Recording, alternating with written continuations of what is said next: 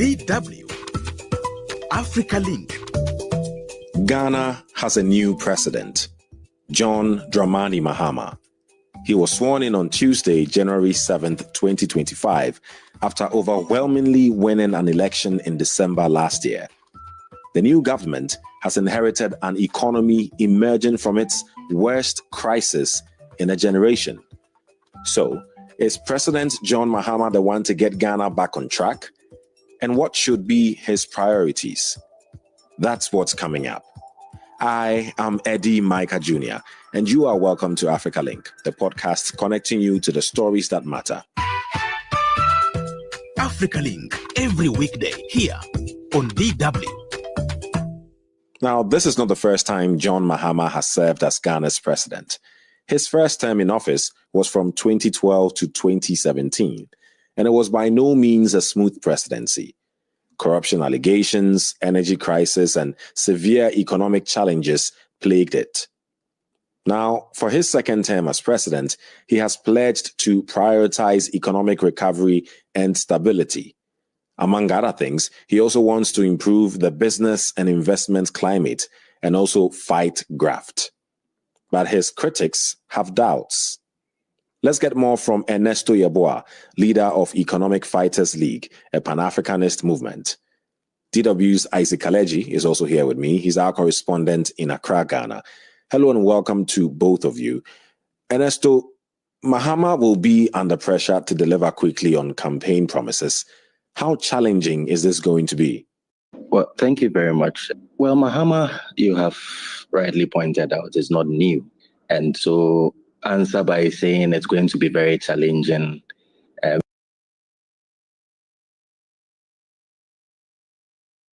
Presidents in the world would have had the experience of being a president before and having time to reflect on their term and the mistakes that they may have committed, what they did wrong, what they did right, and all of that. And so he comes back into that office with a full advantage of knowing what to expect and how the terrain is.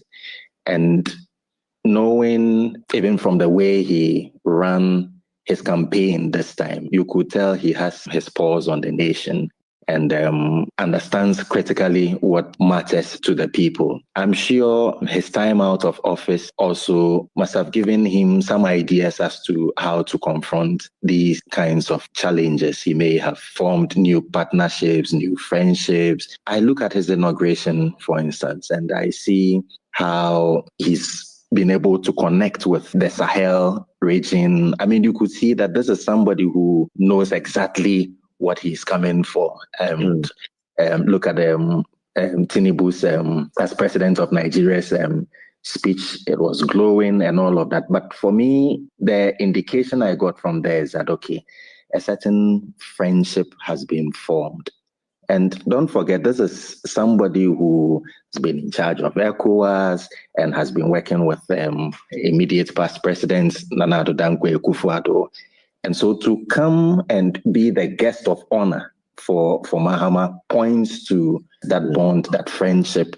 And it also gives indication that there's going to be a lot of collaboration along those lines. I look at that, linking it with the AFTCA, the African Union. I think that Mahama has all it takes, under the current circumstances, to address the unemployment challenge. And I see that in their manifesto, and they've been, hammering this for some time. That's Operation Recover or Loot. We know there's been massive stealing that has taken place. And so if he's able to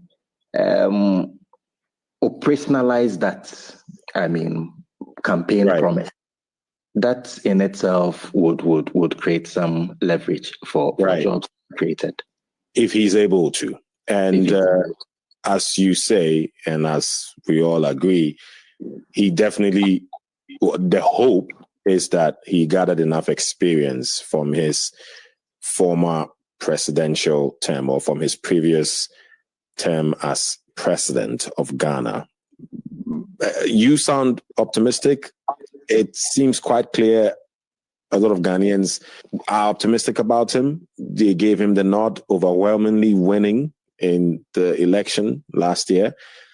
But his track record per se, just looking at the stats, makes you want to look at it again, doesn't it? I mean, under Mahama, the same corruption that he wants to tackle now was serious issues with his government, right? When it comes to corruption, there was also serious economic challenges. Again, under his term, Ghana had to go to the IMF, right? Unemployment was still very high.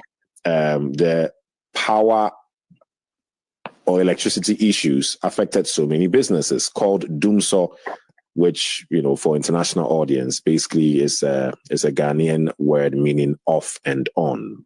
Mahama was called Mr. Doomsaw because the electricity was on, then off, lights were on, then off constantly, and businesses were seriously affected. So why are people optimistic that with such a track record overall, that he's somehow now the man to deal with Ghana's current challenges? Well, I think it's the goodwill of it, that nobody is perpetually the same. People transform, people change.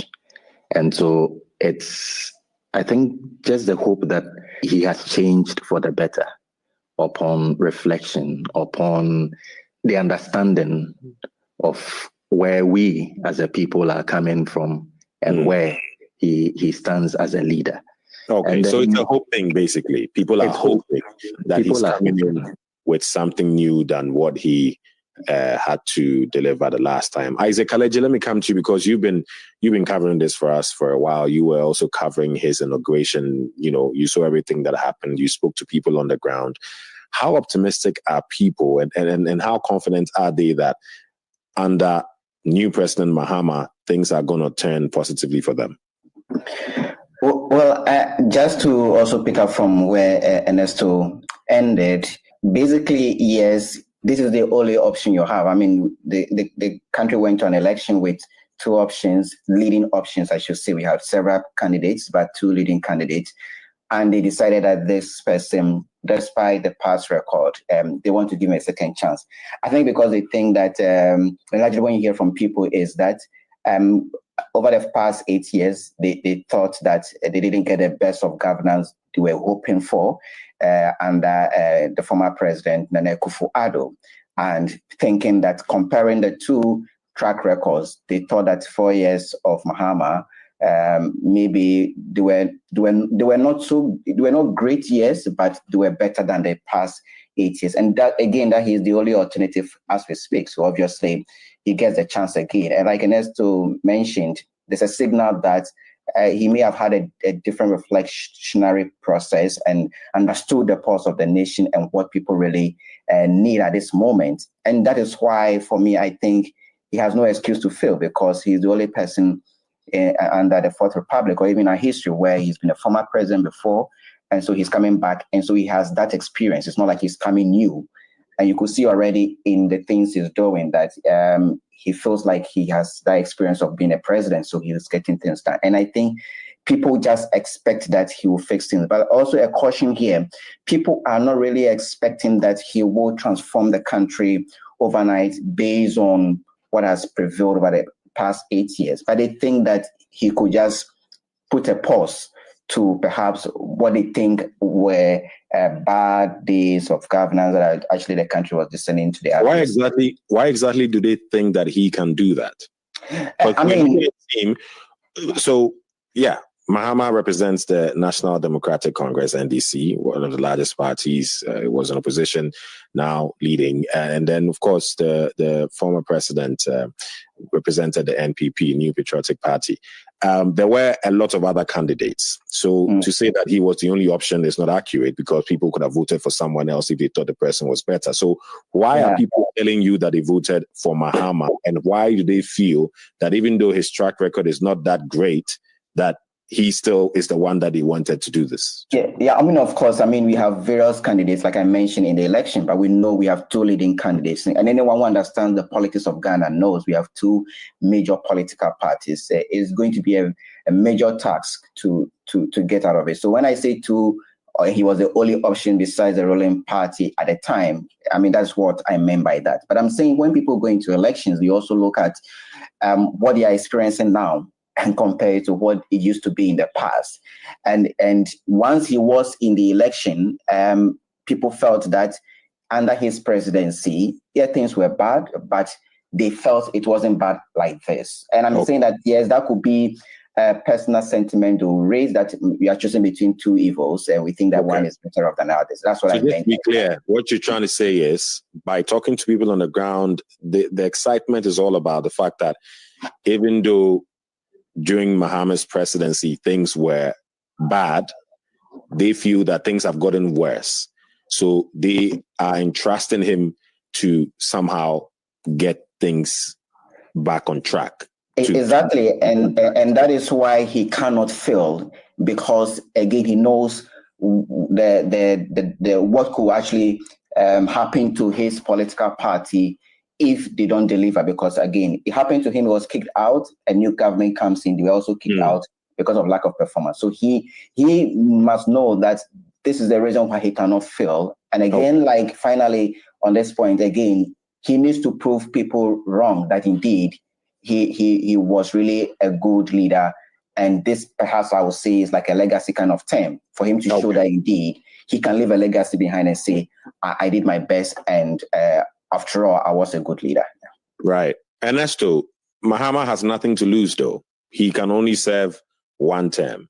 And as Kaledzi says, if he sees it as a sort of legacy thing, then he may, play a different tune compared to the time that he was president.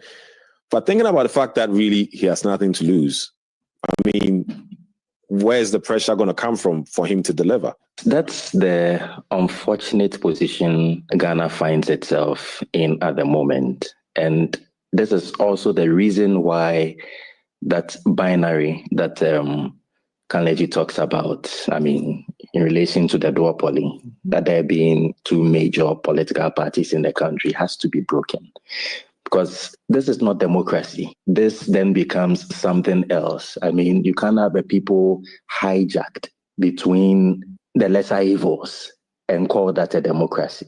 And so that's where we are currently. If you look at the campaign that we mounted before the elections, ours was to tell the people of Ghana that vote anyone except MPP NDC.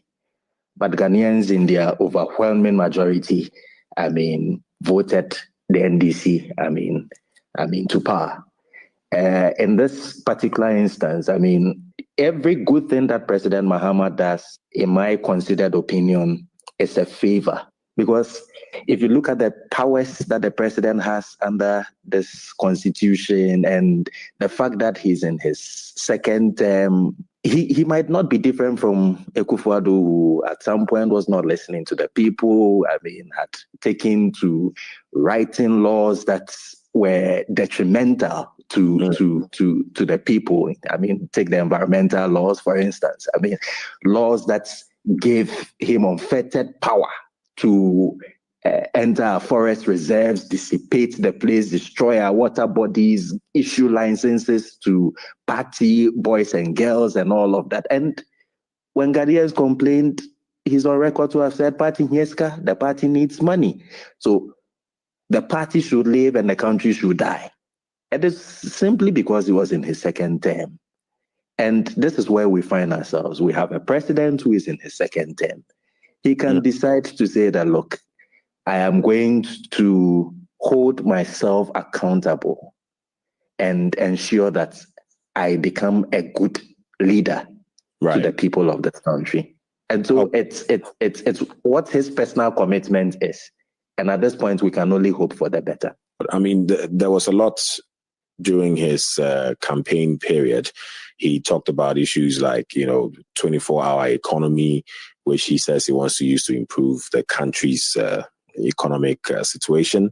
I mean, we could talk about the feasibility of that, but I remember talking to him a while ago and he was quite confident that he could turn things around with that. I don't know what your take is on that, but also some experts are suggesting that Ghana could be facing possible energy crisis, of course, unless things are nipped in the bud. These are just a few of the issues.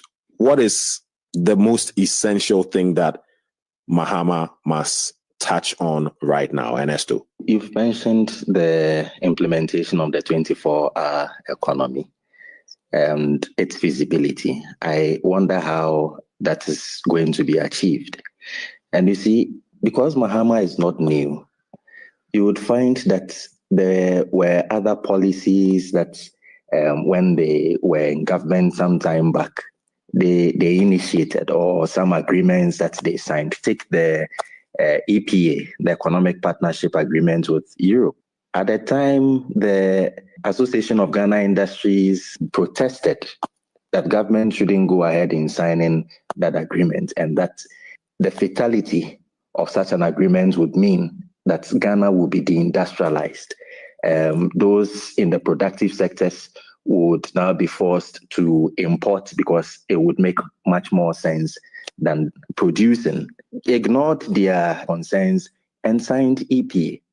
Now you are talking about 24-hour economy. How do you run a 24-hour economy when your country or your economy is not industrialized?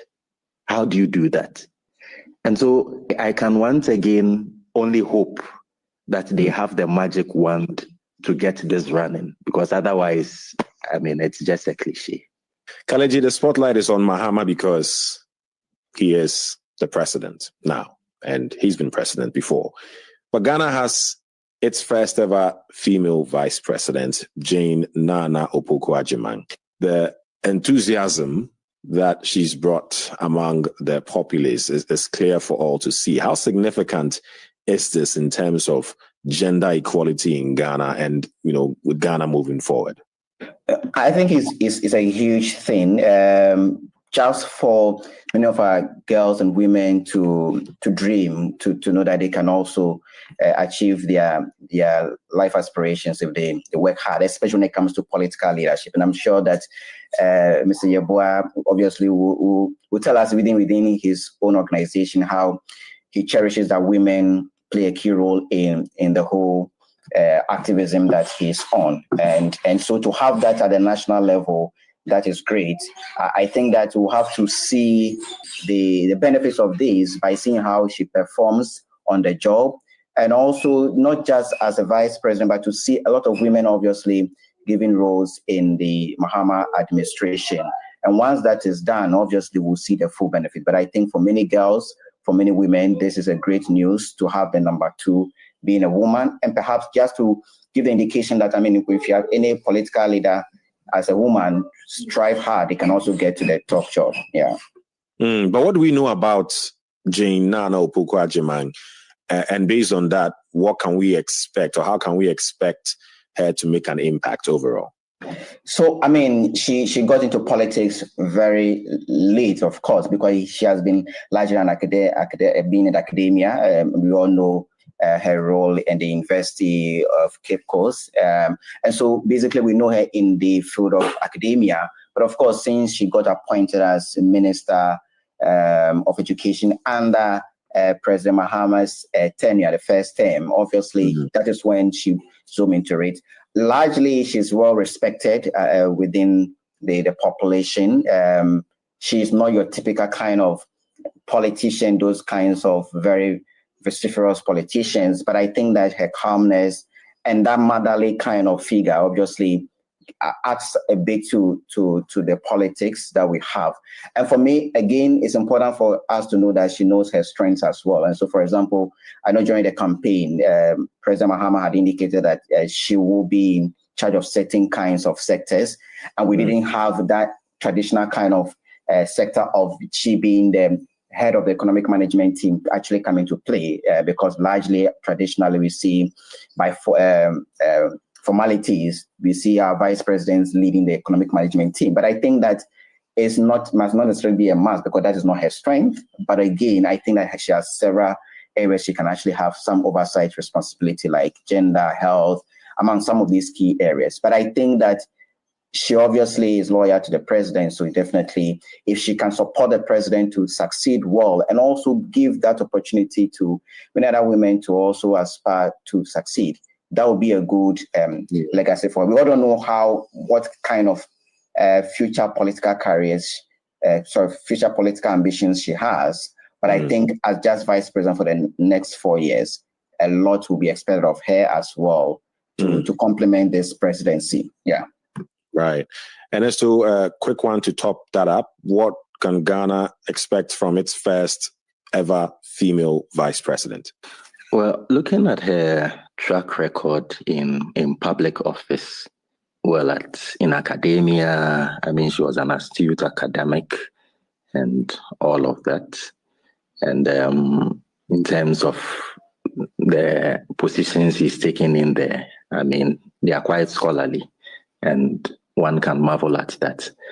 But then as a Minister of Education, honestly, I mean, I didn't see much except for her role in occupation, I mean, occupying the office. I mean, that's not to say that representation is not important. Representation is very important. And so her being vice president, it serves its purposes. But as to what new she's bringing to that office, I don't expect much, I mean, from her in that regard, except if she could task herself to ensure that after her, access for women into the governance of our country becomes, I mean, a given and not a favor. Currently, it's a favor. It's President Mahama or then candidate Mahama who decided that, okay, come with me. I want you to be my running mate. We cannot dismantle patriarchy by hoping for favors from the beneficiaries or sometimes perpetrators of patriarchy. We can't do that. That's not how to dismantle a system. And so I would hope that she would use her position to push for constitutional reforms that legitimizes the place of women in decision-making. After their term, he and His Excellency Mahama, women should be able to fill parliament, for instance. And if you take the proportional representation system, just like what South Africa is practicing or is being practiced in Denmark and all of that, we can fashion a proportional representation in such a way that there's legislation that says that 60% of the members of parliament must be women. I think that can be done, but it would depend on her negotiation and lobbying. Let's wrap it up, Kaledzi, starting with you. Once again, Ghana has held the democratic flag quite high. Another change of governments, peaceful and credible, free and fair elections. What can the rest of Africa, especially the countries facing challenges, military takeovers and all, what is Ghana teaching the rest of the continent? I think, there's a lot to learn from Ghana. I think it's about the people willingly deciding that this is the form of government we want to practice. In Ghana, everyone can get frustrated about a particular political party being in power, but all you hear people say is that when the elections come, we'll punish you. I think that is a better way of expressing your frustration, hoping that in the next election you can kick people out. And that's still your final take on that to wrap this up. Let me sound a little controversial, but I take it from an academic perspective. Military takeovers is not necessarily bad. So far as, like Kaledzi said, it is the type of government that people want. And if you check all the data available on the Sahel regions, for instance, in terms of what transpired and the military government or military takeover that occurred in that country. The point about democracy is that at the end of it all, it has to make sense. And making sense means that it has to reflect in the livelihood of the people. It has to reflect in the conditions of, the country and all of that. But if you have a situation where a few are enjoying and the rest are suffering, I don't call that democracy. That's something else. On that interesting note, because we could be going on and on, it's very interesting. We opened a whole new kind of worms, but we will wrap it up here. Ernesto Yeboah, leader of Economic Fighters League, a Pan-Africanist movement. Thank you very much for your time. Also, Isaac Kaledzi, DW's correspondent in Accra, Ghana. Thank you. Get the stories that are shaping the continent here on Africa Link. Now, as cliche as it sounds, only time will tell how Ghanaians will benefit from a second and final term of Mahama as president. He has already hit the ground running by starting to nominate cabinet ministers. He promised to appoint them within his first 14 days in office and keep the cabinet lean. What do you think? Share your thoughts with us on our Facebook page, DW Africa. Listen to us on Spotify or wherever you get your podcast from. Don't forget to click follow so you never miss an episode. This show was co-produced and edited by Isaac Mugabe, and I am Eddy Micah Jr. Thanks for listening.